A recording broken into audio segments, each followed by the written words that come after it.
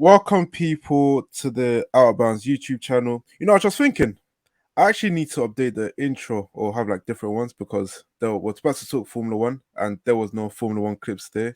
It was just James Harden and football. But it is what it is at this point. I would think of something for next time.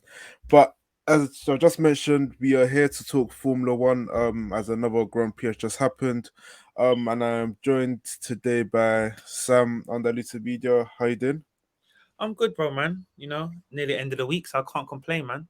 Yeah, and also joined by Abbas Verstappen. How you doing?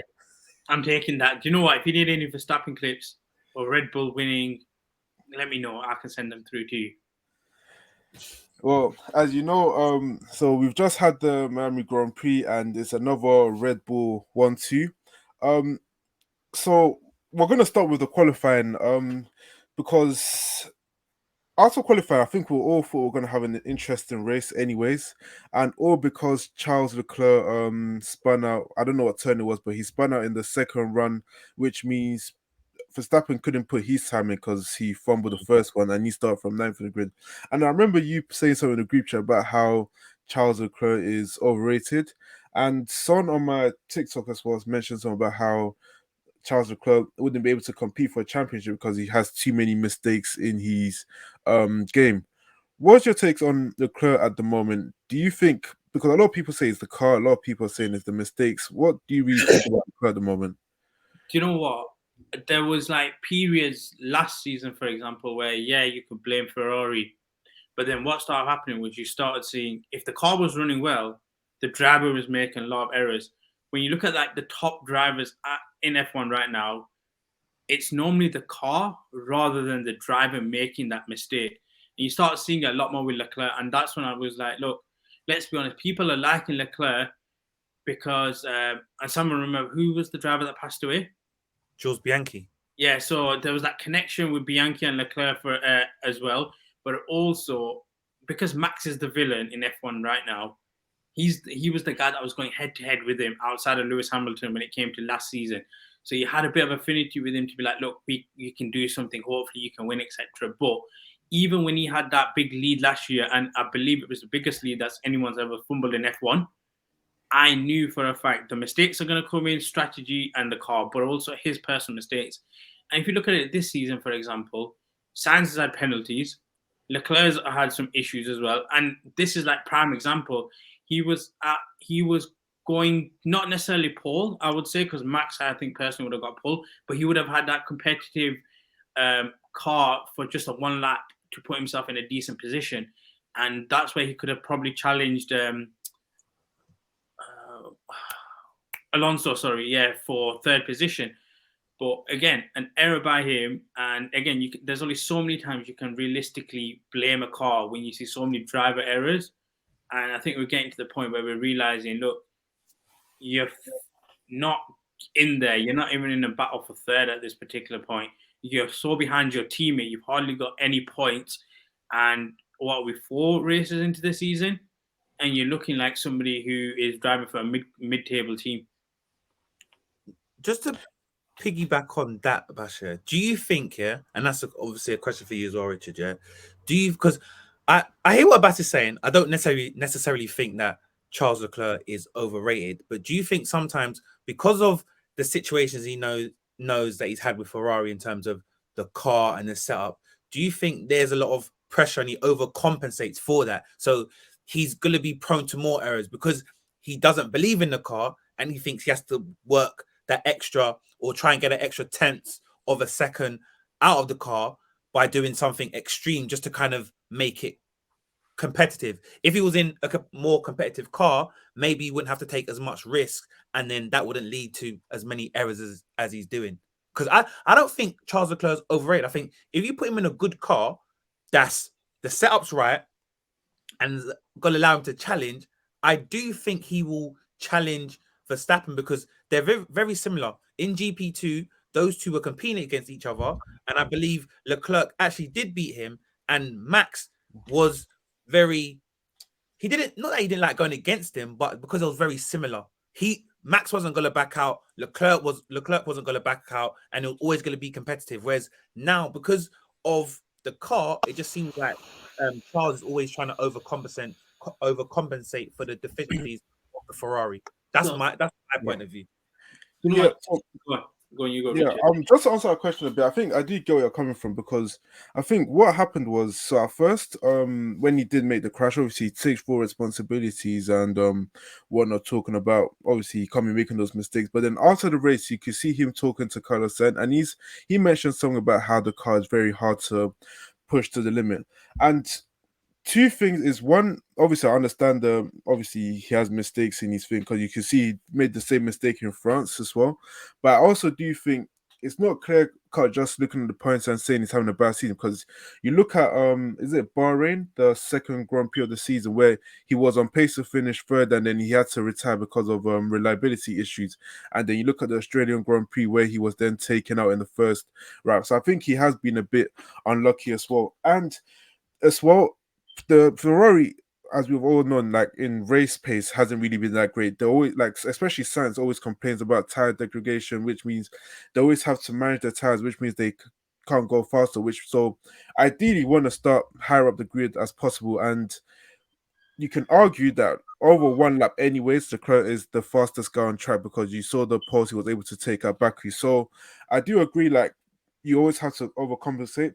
And one last thing as well is when I think it was the Australian Grand Prix when Verstappen, I think it was Hamilton overtook Verstappen where Verstappen felt like he was pushed out wide.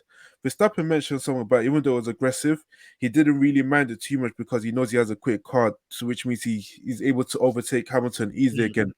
If you don't have a quick car, I feel like there's more risk you have to take to get Yeah. into high position. I think that could be one of the things that could be happening with Ferrari and Leclerc at the moment. Do you know what I said to that? I hear it because right now, unfortunately, well, not unfortunately, fortunately for Red Bull guys as well, like that is the cream of the crop. Like nobody's really competing with them. And what we 4 races into the season or five? Five? Right. Five. Five. Everybody already knows that anyway. Like they're running away. It's a Most formality. likely we're gonna see Max and Perez be 1-2 in the championship. Constructors is already completed. But to then turn around and say that, look, Ferrari can't be competitive. Your driver has to do this, push it to a certain point, is a little bit unnecessary. I get what you guys are saying though. Like I'm with that. But if we look at it from a totality, even from last year, for example, that car was good. And then Max's car was the one that was having errors.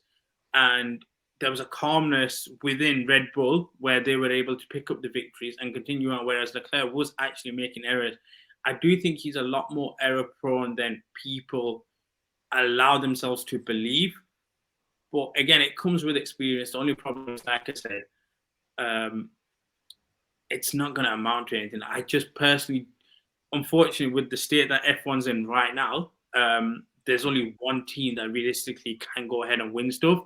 So you're Yeah. just playing for third place at this particular point. And last year was obviously, like I said, the best chance. And yeah, they had car issues. But like Richard said, when it came to qualifying, we always had Ferrari for most of the time, I would say, as one lap race pace, elite. But then when the race actually started, unfortunately, they had some errors. You'd probably start off wrong. Verstappen would just be mentally a bit more stronger. But I hear it. I hear what you guys are saying. Yeah. Saying that, like my thought process don't change about Leclerc. I do find him a little bit overrated. Okay, so fair enough. So moving on to the race, because as I mentioned, that Leclerc crash did mean that Verstappen did start ninth on the grid, but I think by like lap 15 or 14, he was in second place. And then obviously I think Horner was talking about the great job Verstappen did from like lap 20 to lap 44 or whatnot, and then he was eventually able to overtake Perez on track to go on and win the race. Now, before we even move on to how the actual race went, do you think Perez is actually good enough to mount any challenge against Verstappen? Because throughout the whole week, after Baku, Perez is there beating his chest, talking about we should be first, if not for the issues at Australia. It was 6 points. Everyone is asking Perez, can you compete? This and that. And I know Sam has spoken about how they tailored the car for Verstappen, but I mean, if you're ninth on the grid and you're first on the grid in the same car, which Perez seems to like, is a race that everybody thought Perez is going to win, and he gets beaten by like what 6? I don't know how many seconds. I think it was around 10 seconds or something. So is Perez actually good enough to mount any formidable challenge against Verstappen? Let me just quickly take this one first, please, Abbas. Yeah. Yeah. In regards to that, I don't think he is, because as much as I like Perez, yeah, he's a very situational driver, in it. He's a person where he's in his element where, okay, he's at the back and it's raining and he knows how to manage his tires, hold people off, pits at the right time, and is able to win a race based on circumstances. But if you put him and Max in the same car, which they're in, and go for like out and out speed, and in terms of how to drive that car, you need to be very aggressive. He can't do it because he's not an aggressive driver. Whereas Max is a guy very similar to Hamilton, that they race on the front foot. It's like in football. Yesterday we saw it with Man City. Man City like to play on the front foot, whereas Real Madrid like to play on the back foot and then try and counter. And that's their game. And if you were to look at Perez as a footballer, he'll be a counter-attacking team. He likes to have things in his situation where he's able to absorb all this stuff and then just use a particular situation to win a race. So I don't think as a driver, he's good enough, but that's just the thing about F1. You want to always have your number one driver and your number two driver just to complement your number one driver. So I don't think anything's going to change. And look, I don't know what's in Max's contract, but I guess in Max's contract, it stipulates that he's the number one driver and he's going to get all the best beneficial stuff. So it's never going to change. So just in a nutshell, your question, no, I don't think Perez is capable to mount a challenge with Verstappen like that.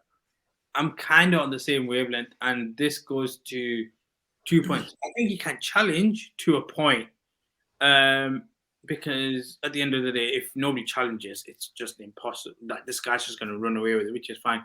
The only problem is Perez is in a place where before he came to Red Bull, he had no contract. Vettel overtook him. I think was at Racing Point. So I said again, Mark? Where was he at? Was it Force India or Racing Point? Whatever it was. The pink car. Then Vettel overtook him, so he was basically without a contract. Then you get that offer from Red Bull. Look, we want you to come back, secondary driver.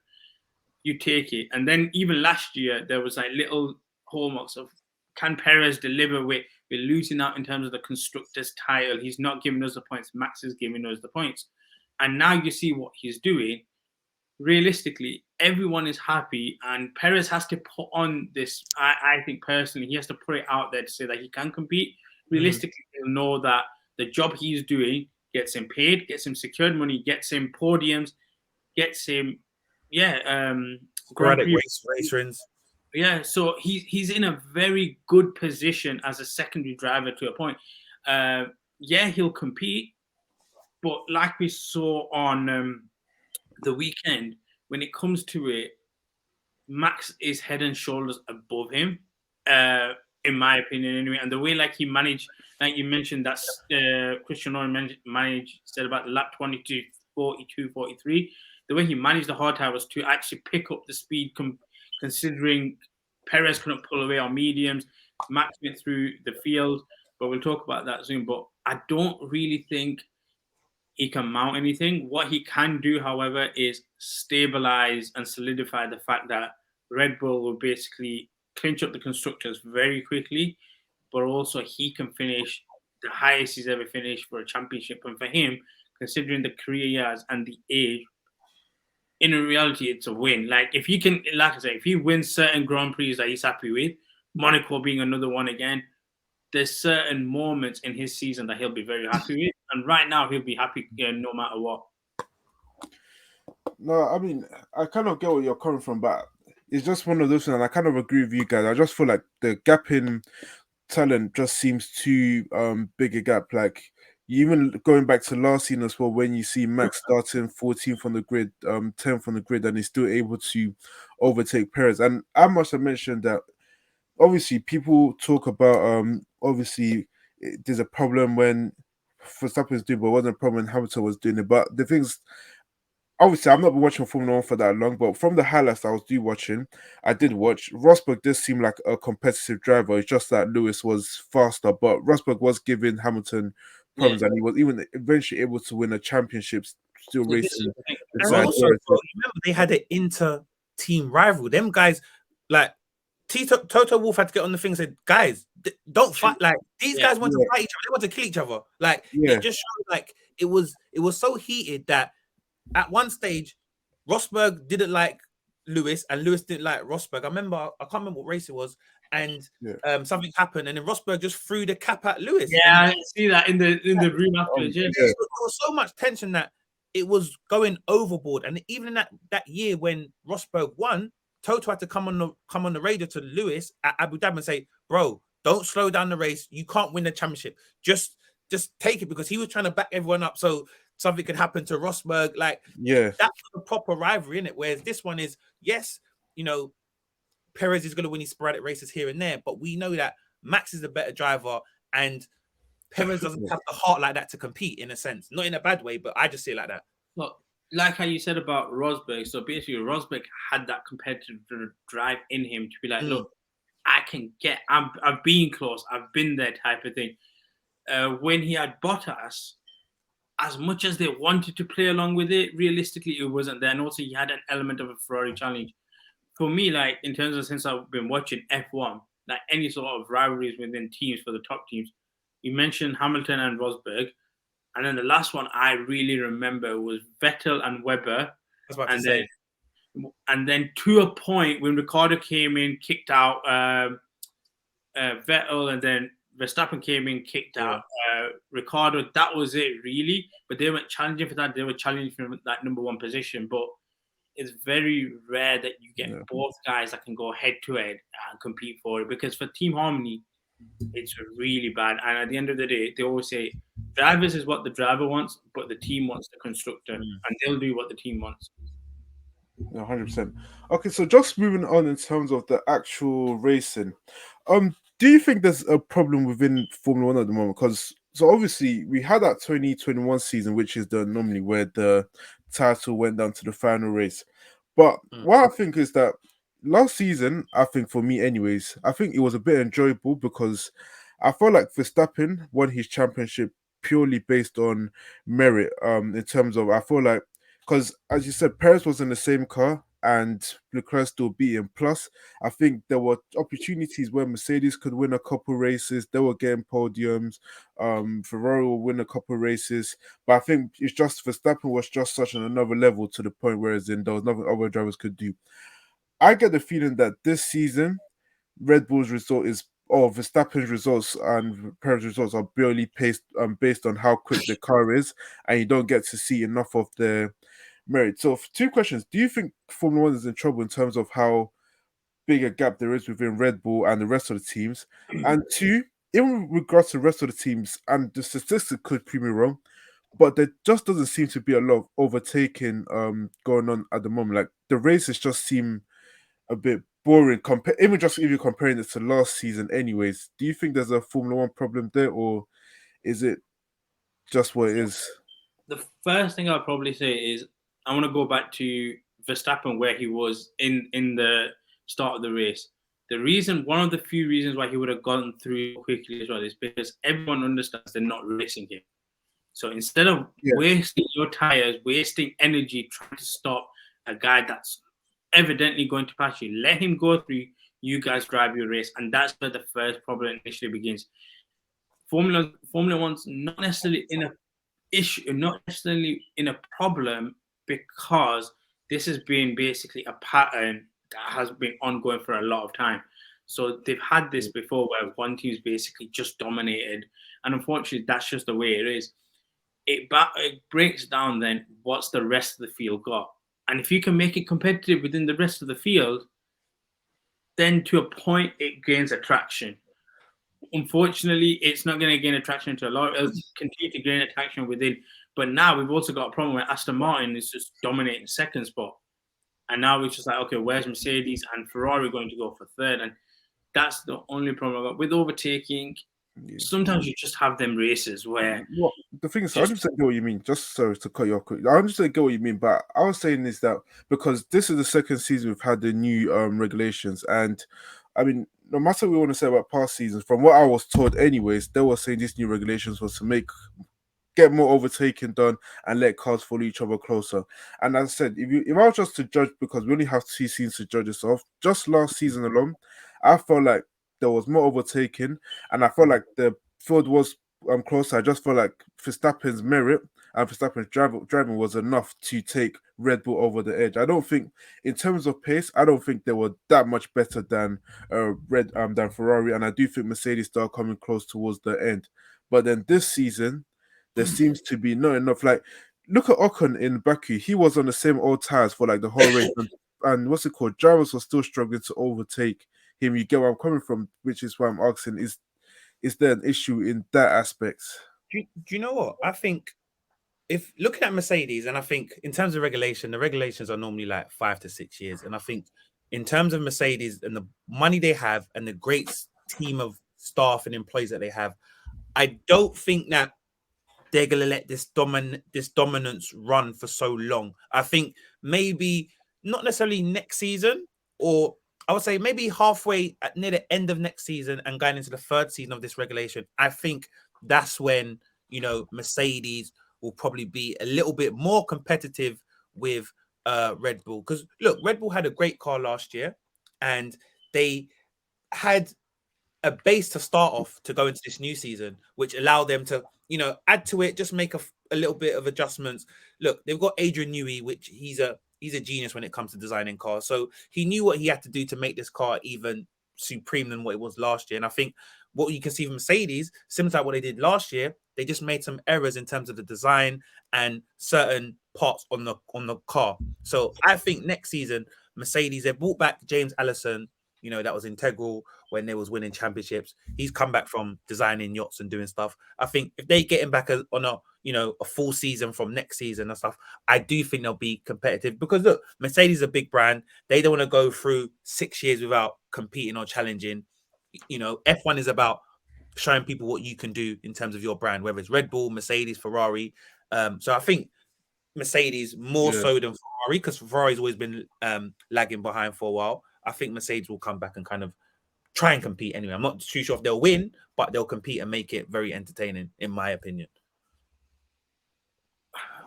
I think one thing I'll say about overtaking is it depends on what you want for overtaking. So what I mean by that is, if you're looking at the front of the field, you're not really going to get much, because unfortunately we've got, like I said, the Red Bull dominance.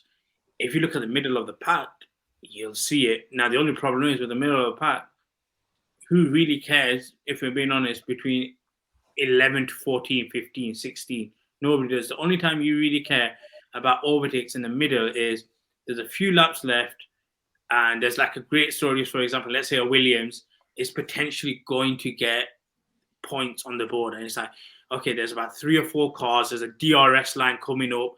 Who's going to get DRS? Who's going to be able to make the overtake, etc.? That's when it gets entertaining, because realistically, for a lot of average fans, and to a point, even myself as well, there's only so much you can really care about overtaking when it comes from 11 to 14, 15. And then obviously, like I said, the final few points is possibly where it gets exciting. But at the top of the field, you're just not going to see it, because these cars can't keep up. And when it gets to DRS, they're not in that 1 second time frame to be able to do it as well. But interesting said about that, because there's a lot of that debate that when it comes to like DRS, for example, you'd rather be the car behind than be the car in front, because it just allows you to overtake a lot more smoothly. So I wouldn't be surprised if there's like DRS periods in a race where someone's second and like, let me just stay second, because you see it with Leclerc and Verstappen. They'd allow each other to flip-flap and overtake, because they knew that the second they make that first overtake through DRS, there's a second one coming, and Leclerc was really smart doing it, and then he'd be able to get the extra advantage there. But I think there's not necessarily an overtaking problem. There's a problem where overtaking and excitement occurs at the front of the pack, because the guys at Red Bull are just too quick to be able to. I think that's where that happens. That only changes if the other cars, whether that's Aston Martin, Ferrari, and Mercedes, level up in the near future. If they level up in the near future, then you're going to have overtaking in the front of the pack. Do you know what I mean? So Yeah. if they get better, then we'll see it at the front. But at the moment, you're not going to see no overtaking because Max can dominate this and build up a gap of bloody 25 seconds. And it's just like he can still pit stop and still be in front of you. Like, deep it. Like I said, nobody's racing Max because if you're racing Max, you're doing damage to your own race. Yeah, I think just bouncing off that, so I think one of the things that I've been also looking to, because I used to watch, because obviously, because I've not been watching Formula One for a long time, I always go back and watch like races from like 2015, 2016. And I think one of the issues that I feel like I've having at the moment is in terms of the tires, because I think I mentioned it a bit earlier, but I think in terms of tires, I think a lot of races are just becoming one stop. And I feel like the races that seem to have like more than one stop, maybe like a two stop or three stoppers, at least, even if there isn't overtaking, you know that you have to look forward to what strategies this person going to do. Are they going to go for the softer tires and give you more stops, or they're going to try the longer tires? And I feel like with that way, it gives more entertainment in the races. And I've seen people talk about how they should Formula One should change their tire sponsors, all that kind of stuff. Because they used to have something like super soft and then Yeah. stuff, and then and all that kind of stuff. All used to like the medium compound tire was the Yeah. hardest tire on a race. Yeah. And Like also you it's said, like it comes down to the suppliers because at the moment it was Pirelli. It might before in the past they've had Bridgestone, they've had Michelin. So depends on who the tire manufacturer is, then they set the tire specs as well. And then also remember Pirelli had an issue where they had the tires, they were too soft, and obviously people were curbing them in and they were blowing up. So they had to make the tires a bit more reliable because in those senses, yes, you want the race to be entertaining, but then you're putting the risks, you're putting the drivers at risk as well. So the tire situation, it can be frustrating at times. Yeah, fair enough. We'll just obviously see how the next race goes in regards to that. But just sticking on in terms of, so with the whole Miami thing, we had a whole introduction thing, whereas in um LQJ was doing the whole introduction, and then you got Will I Am doing the whole orchestra stuff.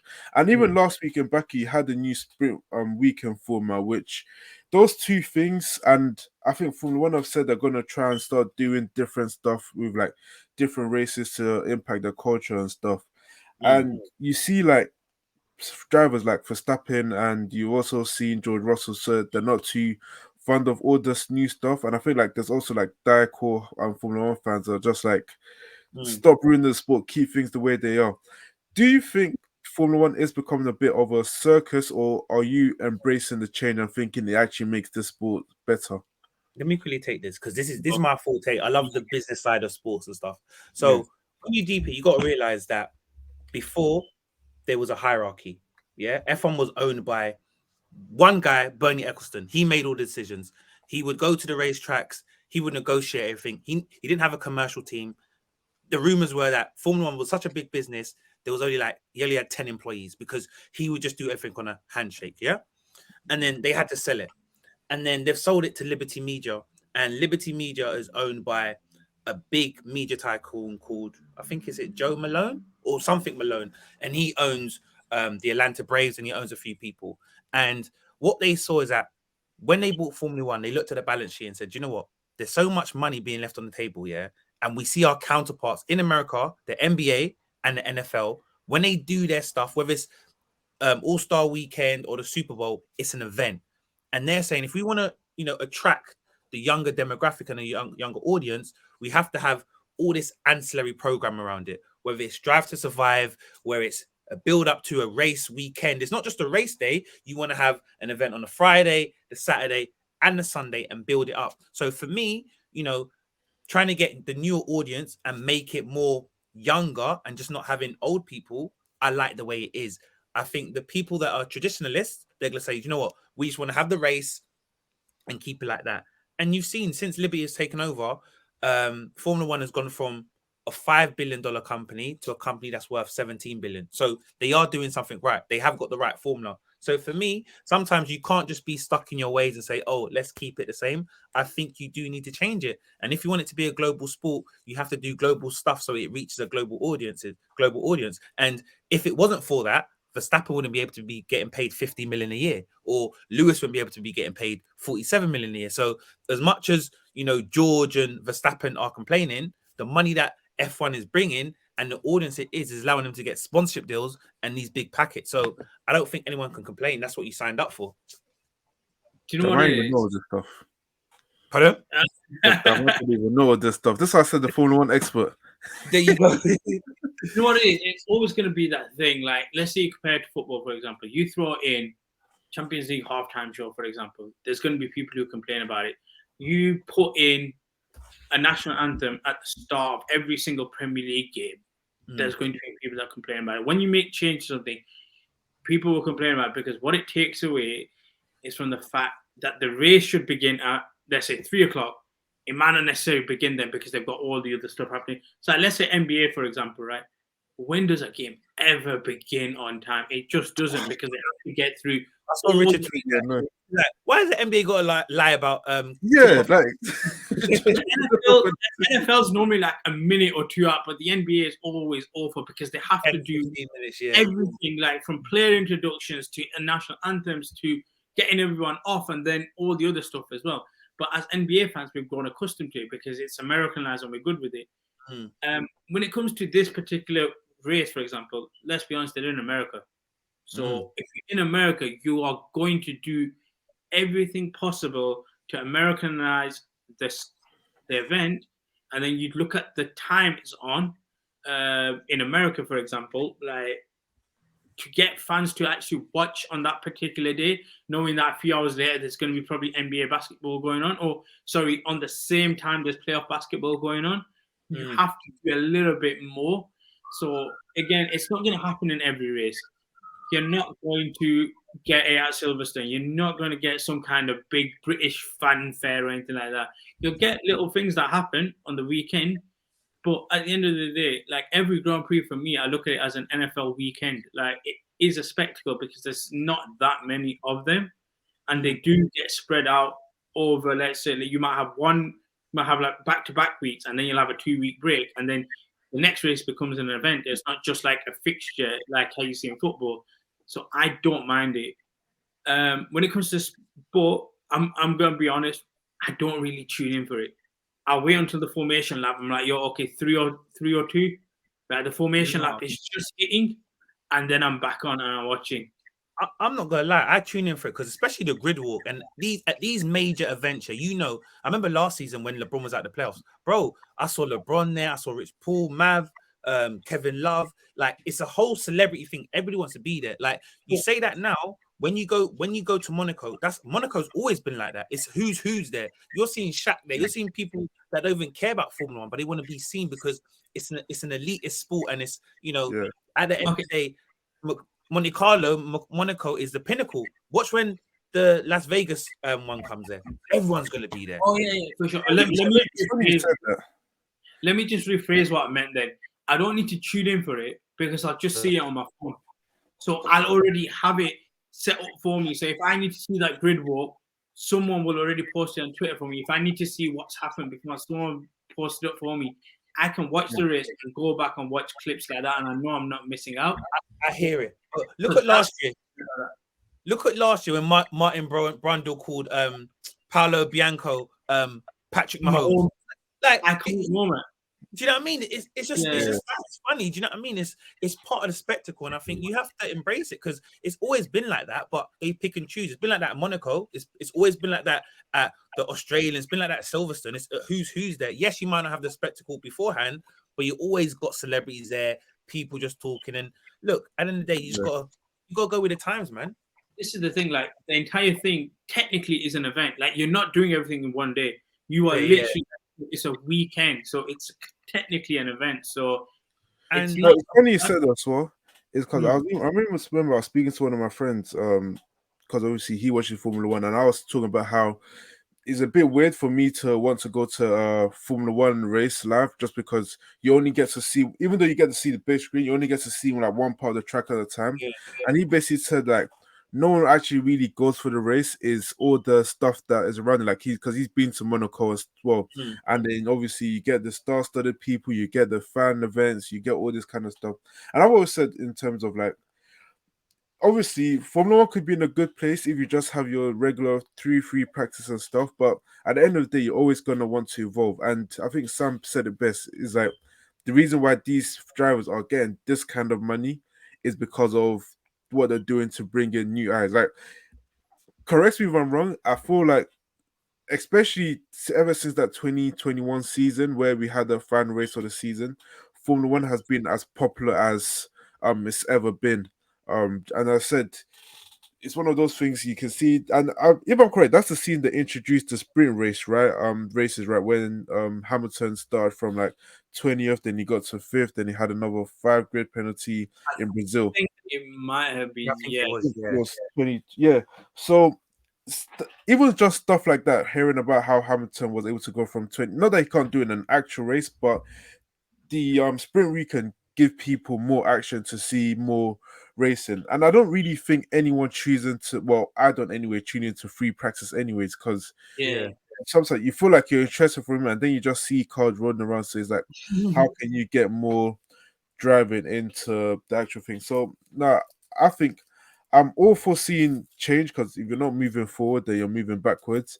It's just that is what changes do I think is necessary.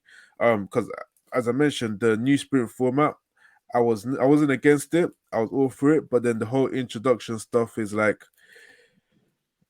and it's the stuff I really care about or stuff like that. Yeah, And so the reason why they implement all these sprint races because again, similar to like when Lewis was, there, they were fed up of just seeing the same people starting in pole. So they thought, let's find a way to like mix it up where you can have Lewis starting fifth. Yes, he's got the fastest car, yeah, but let's see how he navigates going through that pack. And so I think they're just trying to do it because they don't want it just to be very just dominant. And that's why going off a bit of track. That's why people love the NFL because there's so much parity. Like in terms of yes, the NFL is so big, but everyone gets the same amount of income, and then yeah, you get your own sponsored income. But you have a salary cap, so you could finish 32nd like the Bengals one season and then make it to the Super Bowl. Do you know what I mean? So that's what yeah, they want to kind of have, where it's not just every year it's the Patriots or the Chiefs. It can be yeah. the Rams or whatever, or whoever it can be. And I think that's what Formula One want. They want, okay, yes, Verstappen's dominating now, but maybe an Aston Martin can win 5 or 6 races, and a Mercedes can win the 5 or 6, and then Yeah. the 2 Red Bulls battle out for the next 10. So it's even. Do you know what I mean? Just a quick question, just before we go to our last topic with the Alonso stuff. I just want to ask, because we didn't do a review of Baku.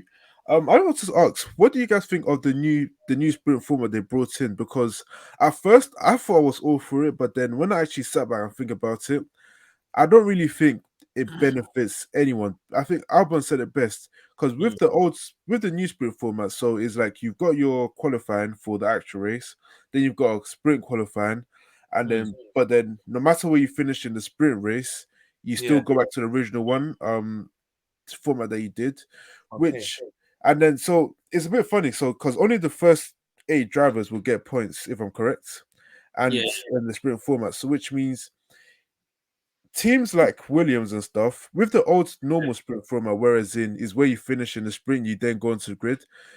Let's say Albon, for example, he's not going to get any points in the sprint weekend, and he doesn't get the chance to improve his grid position.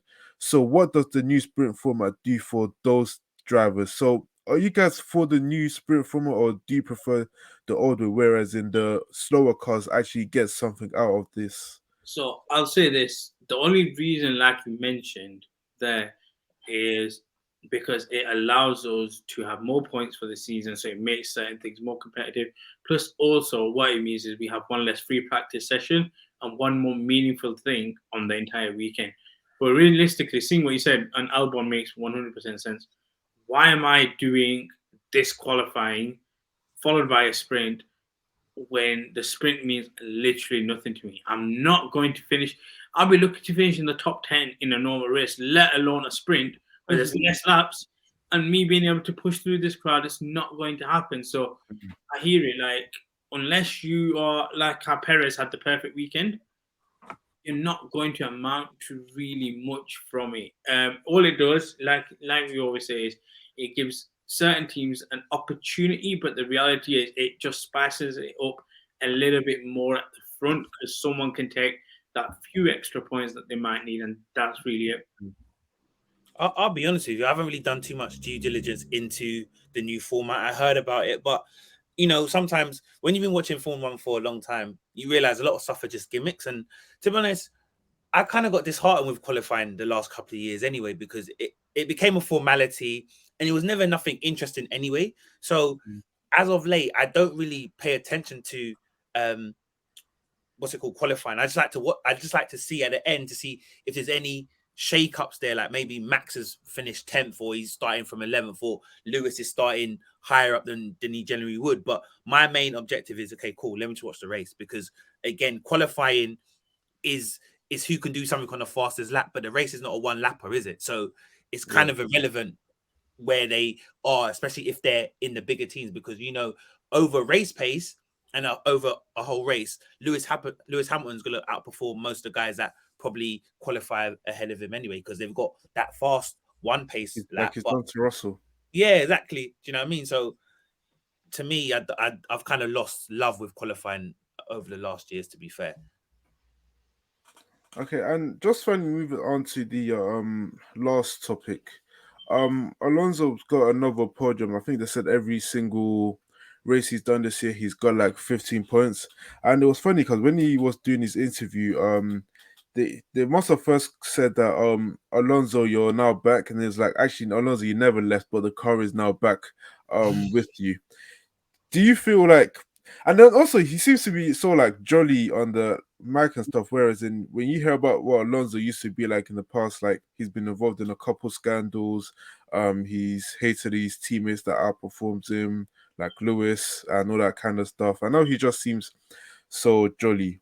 How far do you feel like Alonso could go with Aston Martin? For me, I think it'll be like that last season George Russell, Mr. Consistent. He's in a better car. He knows, yes, his teammate, his dad owns the team, but in terms of knowledge and, resume, he's the number one driver. And he can use experience to say, look, I think we should tinker with this. We can tinker with that. Like Lance Stroll's is a trust fund kid. You know what I mean? So it's not something that you need to be wary of. And I think, look, Alonso's going to be happy because he's in a dominant car at the moment. If it was roles reversed, he'll be making a lot of noise. He'll be grumpy. He will go into the pen when they're interviewing saying, look, the car's not set up for me. But right about now, everything's hunky-dory. So this way you're going to see, Alonso cheesing, because he's been out of, the podium realm for years. He might get a podium here and there, but now it's a bank for him to kind of finish either third or fourth. So for him, it just keeps on adding to his legacy. If he can still a win here and there, he's happy with it. He's content. He knows he's not gonna win, or he's asked to win a championship in that car. And like I said, if he wins a race, that's a plus. If he finishes on the podium, he's winning. So I think he's gonna be happy while he's winning, and he's the number one driver. Do you know what? I literally say the same thing. Like, happy Alonso is coming because he's in a position one where he can have a meaningful race. Like his race isn't just scraping for the final few points or anything of that sort. It's okay, we can compete for third. Like you said, depending on what happens, sometimes if something happens to the Red Bull or whatever, he could potentially compete for the Grand Prix itself. And then when you look at the fact that your teammate, the fact that you can radio in and be like, okay, what's Stroll done? Okay, no problem. Great job for finishing ninth. Great job. Well, yeah, let's be honest. It's because that guy's not competing against you. Yeah. If you're going head to head with this guy for that podium and he goes a bit reckless, you're not going to get happy Alonso. I said it, I think, way earlier on.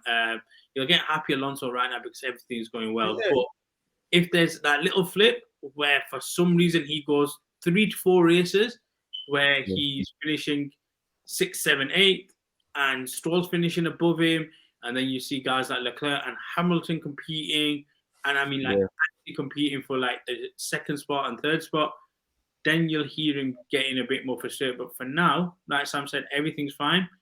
He's probably outperforming the car. They didn't really expect it like this. And yeah, they can't really get mad at him, and he's chilling himself.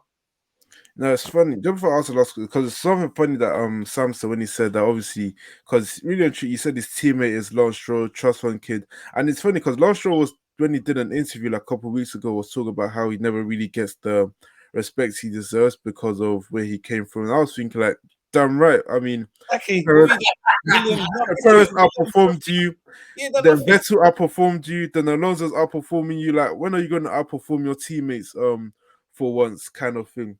And you can see what Alonso's doing, and then even with Leclerc, that as I mentioned before, had the failure, and then also got taken out. He's even still ahead of Lance Stroll anyway. So it's a bit funny how light and day. But let's say hypothetical that if Alonso, let's say he had a championship car, do you think he has a championship run still left in him before he eventually decides to retire? Or I don't think so. I think Alonso has never been like from when he was at Renault, he was never an aggressive driver. He just had pure talent and he was able to irk the best out of a car that was overperforming. And you've never seen him be in a car and he's dominated. So I don't think he's that type of Max Lewis driver where they're just about speed, aggression, and wanting to dominate. Like not in a bad way or a rude way. I would say Alonso is a better Finesse. version of Perez in terms of how he drives. Very skilled, very tactical and stuff like that. But he's never a driver that wants to be on the front foot. Like, okay, I want to get pole and I'm just going to dominate a race. He's a guy that likes to, defend off guys, overtake, come through the back, and win like that. So even if you put him in that Red Bull, I still think Max would outperform him because them, like, I always say this, Max and Lewis, they're very similar. They're just speed demons. They love speed. They'll get speed out of any car, where not every single driver can do that. Do you know what I mean? So I don't think if you put him in the Red Bull, I just think it would be another Max and Perez situation. Yeah, I kind of feel the same way. Like I don't think it's easy as well. I think a lot of people don't understand. I don't think it's easy to jump ship from where Alonso's been in his career for the past few years to then boom straight into a team where you could potentially win. I do think it's a bit more trickier than that, and that's why, like, sometimes I do think Max doesn't actually get credit for all the wins that he gets because everyone just says it's the car, but there's a level of skill that comes with being able to know that, look, I'm still going to be able to do this regardless of where I am. I do think Max is just that guy right now. He's younger, hungrier, and he would dominate still. It's just one of them things. But I mean, if you said to Alonso, "Do you want to be in the Red Bull or Perez?" I think he'll take it. Yeah, of course. yes. He does want to get a couple race wins. So Hamilton would take it, would jump ship and take it. I'm sure Hamilton will even jump ship and take that Red Bull. I don't think he would. Hamilton's next move, yeah, for him, Hamilton's about optics and doing something that hasn't been done before, and he knows like what it means to win a championship in a Ferrari. And if a Ferrari had a car that could compete with pace and stuff, like he would definitely go to Ferrari and try and be that guy. And it'll be very weird that it's a black guy that's going to bring a championship to Ferrari for the longest. You know how Italy is, and Ferrari's very archaic in it, and it's they got their hierarchy. They like to do things a certain type of way, and I think that's why people are very worried because he hasn't signed his extension with Mercedes, and people are thinking, what is he looking to do? And he's always did mention something about that on the weekend as well. Yeah, and he's always said he wants to drive a Ferrari. So if Ferrari can come with a comparable pay packet and say, look, this is what we're going to try and do with a car, I wouldn't be surprised if Lewis said, you know what, let me go, because everyone tries to use a stigma against Lewis that he's only been able to win championships with a Mercedes engine. He won it with McLaren, which was a Mercedes engine, and then he's sixth with Mercedes, obviously a Mercedes engine. So he might want to pick up that challenge, say, let me go and win Ferrari their first championship since God knows when. Get Carlos Sainz out of here. But yeah, that is very insightful Formula One stuff. I said, especially when Sam starts going on about the business stuff, start naming the owners and stuff. Off the top of his head, I would have had to do some research for that. The man really knows his stuff. But yeah, as usual, do you guys just want to shout out your stuff? In fact, they can see the tags anyways, but I'll let you do it anyway. There you go, man. It's there. Undiluted Media _ on Insta. Twitter's Undiluted Media 1 and YouTube's Undiluted Media. So like, Yeah. share, subscribe, support the thing, man. Yeah, and I just been rolling at the bottom for like the past 40 minutes. Follow me on like TikTok, Instagram, YouTube, and Twitter at outbounds_UK for daily sports content. Thank for the one person that has tuned in, and for anyone that is watching it on demand, like ITV likes to say, thank you for tuning in too. And until next time, safe.